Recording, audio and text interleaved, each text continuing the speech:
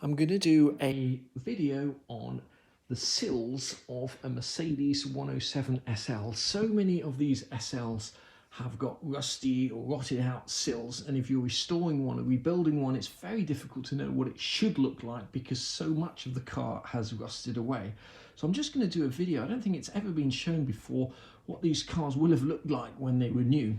I'm going to start off here with what's called the Inner Sill. Now this is an original Mercedes Inner Sill here. This would have cost anywhere up to £1,000 when it was new. I managed to source this from a guy in Ireland. Okay, and when you bought these sills from Mercedes, they actually had the jacking tubes attached to them. So this is where the jack will go in through here, and this is the rear one here, and you'll have one at the front. Okay, so they'll be welded on. You can get this inner sill from the SL shop. I think they're about £485, but I don't think they come with this welded on. I think you have to weld this on yourself. Okay, so that's the inner sill. You can get outer sill repair panels, which is what this is here, and you'll notice that the outer sill repair panel is not symmetrical along the top here. Okay, it's not just one straight line. Now this here is the main drain channel and also the source of much of the rust problems on these SLs. Okay, the door of the SL would be here, and when you open your door you'll see this here, and this should have an inner sill section welded inside it, and when it rains the water should run down that section, so you should be able to actually, if you hold a light, you should be able to see straight through that hole, but you shouldn't be able to see any other parts of the sill, just straight down there. So let's just have a quick look and see what that actually looks like. The inner sill section is this piece here. Once again, this is still available from the SL shop, I think from Mercedes as well, and at the end of the video I will give you all the part numbers and prices for these. And this sits inside the sill like so, and when it rains water flows down there. Now obviously what happens over time is when you spot weld this or seam weld or however you attach this to here, you'll find that when you weld you end up burning off much of the primer, and then you get moisture seeping in between the gaps, and at the end here, if you're getting sand or grit build up, you'll get moisture building up here and it will start to seep out. So if you've got a pristine car, you're lucky enough to live in a warm climate, it's worth having a look at these drainage channels on your car and making sure that they are clear and that you can actually see through them. Now you can also, a company called Eastwood does a product with spray nozzles that will prime and rust encapsulate inside sections like that. So you just put down a tube and it's a rattle can, and you'll just withdraw the tube, spray in, and that will seal the inside of that. So it's definitely worth thinking about doing that rather than welding this to the sill, which is what would have happened in the factory. I think what we're going to do is use the 3M panel bonding adhesive. Okay, it's very expensive. This is about £40 or £50. It's a two-part epoxy adhesive, but what will happen is when you weld that to the sill you'll end up burning off the primer on the inside, and there's no way you can get seam seal or anything down there with 100% certainty. So I think what we'll do is we'll bond that in with panel bond. That will give us 100% watertight seal all the way along without any danger at all of ruining the rust protective coating that we're going to be putting on there. So it is worth bearing in mind that these days there are panel bond adhesives which allow you to bond panels together without having to weld them. Okay, so the outer sill repair panel at the bottom here should have what's called a jacking ring on it. Now this is just held on by a magnet, so let's just take that off. There'll be four of these on the car. Okay, and the fat end of this ring here goes towards the bottom. Okay, goes towards the bottom. So if you've got these correctly lined up like that, you'll see there's a bigger hole at the bottom than the top, and that just fits over that hole like so. Now, just on the subject of this panel here, you will notice that there are several drain holes. There's the main drain hole here, there's drain holes here and here. Now, on several cars I've looked at, and indeed the one I'm working on at the moment, which is my first ever car, what happened is over time somebody's put outer sill panels over the original sill, and those sill panels, which you can get off eBay, etc., they basically cover the original sill all the way along, but they do not have drain holes in them.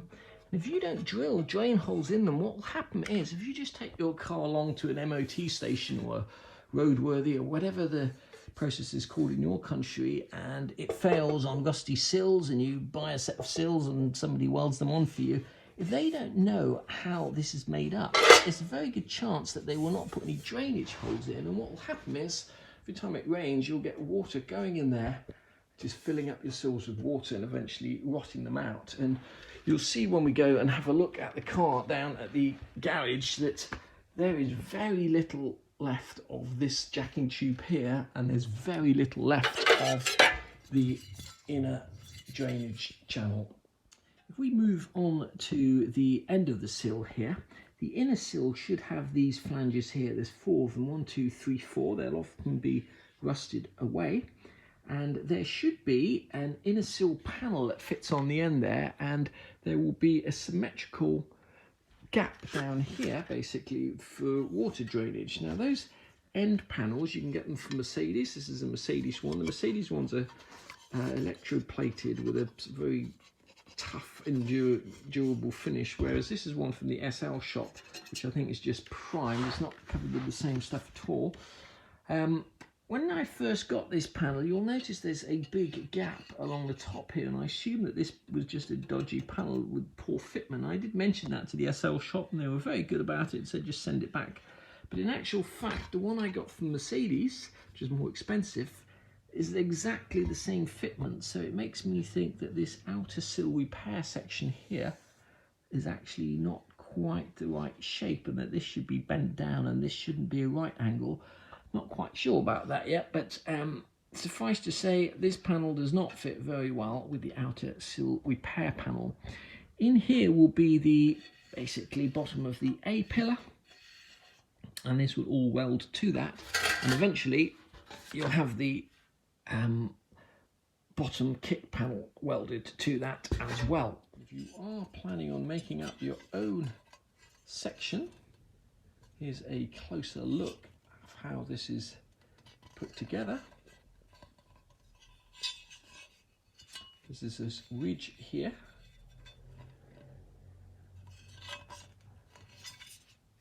and those are your flanges. This is the inside of the inner sill, the bit that you would see in the front footwell, and the panels, the floor pans, would be welded to the underside of this, and this would basically be welded to the front outer sill. This is a photograph of the Red 280 SL. This is the left hand side here, and what you can see is the water runs down here, and it's supposed to run out this hole here and then run out of the car or down this drain hole here. And you can see on this car here, that's the drain hole here, this is the door. There is no sign whatsoever of that inner drainage channel on this car. So all that's been happening is the water's been running into there and sitting there. This is what's left of the jacking tube on this car, and you can see here the front footwell is in pretty bad condition as well. Most of this has been patched, but it's just all rotted out. So it's not an unusual thing to find once you get rid of the paint and the under seal on an SL. Well, you'll notice that this car still has the original sills. You can see there's just one layer here on the car we're going to have a look at in a minute. You'll see 2 layers here where the outer sill has kind of been used to cover all of this up. You can see what's left of the jacking tube here, and if you go on a few pictures you'll see why you would not want to be jacking up your car from that. So this has all had to be cut out and redone. This is quite a good example of what normally happens to people who don't specialise in these SLs. They will start fabricating up panels. As I say, I never actually fixed this car myself, somebody else did it. they'll fabricate panels, and if you don't know what the panels are supposed to look like, it's very difficult to make up panels on that basis, which is why I've done the videos and gone to the trouble of actually getting original Mercedes panels and repair sections so we can have a look and see what they actually are supposed to look like. Just sticking with the red car for a minute, you can see that all the jacking tubes have been replaced here, but it looks like that jacking tube has been replaced perpendicular when in actual fact it should be angled downward. But if you've never worked on these cars before, you wouldn't necessarily know that. Just in case anyone is interested, this is the right hand side of that car. It's actually in much better condition than the car that we're working on at the moment, but once again you can see all this corrosion here, which almost every car I've ever looked at is corroded in exactly these places here.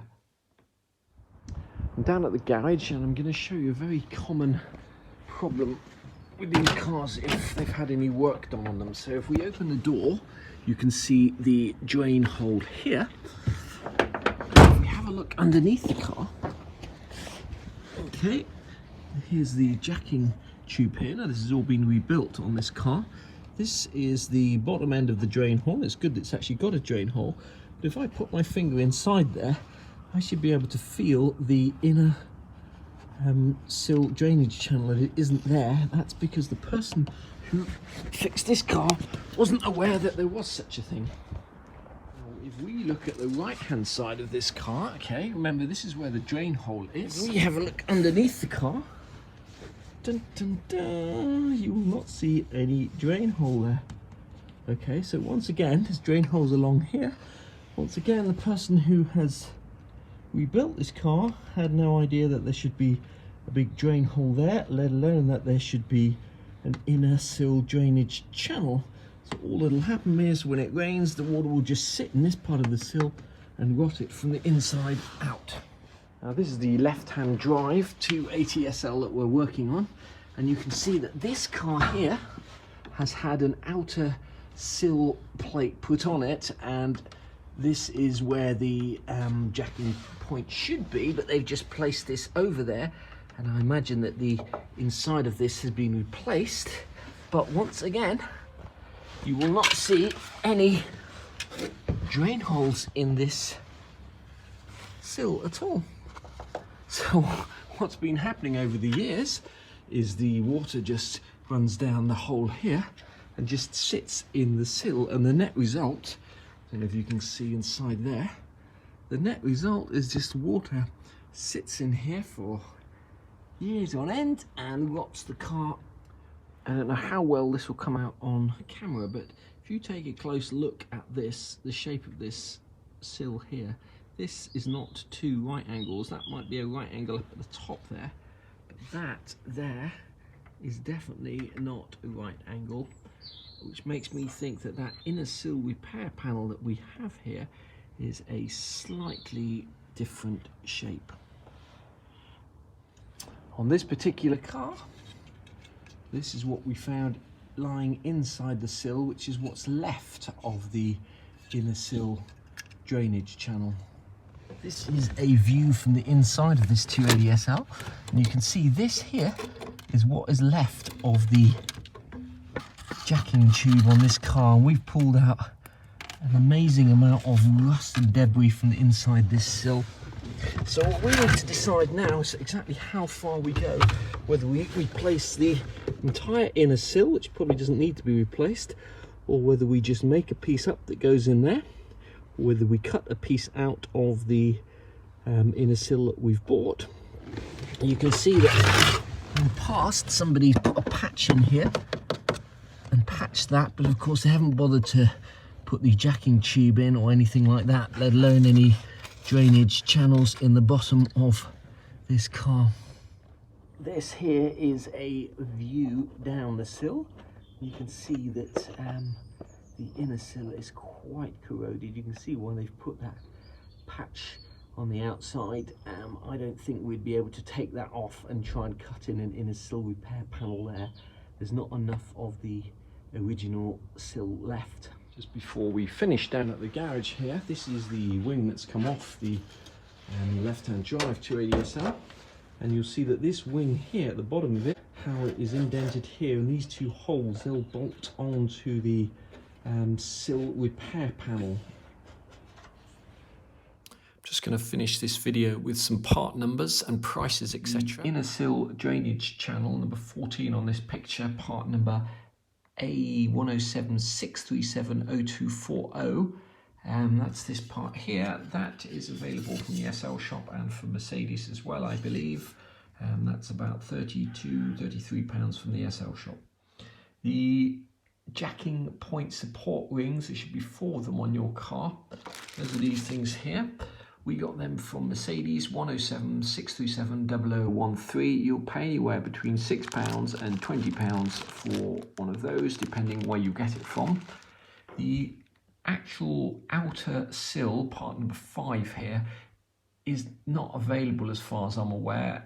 That's the part number there, 107 637 0235. If you type that into Google, you'll probably just find the sill repair section here, and that costs £135 from the SL shop in the UK and about £99 from SLS in Germany.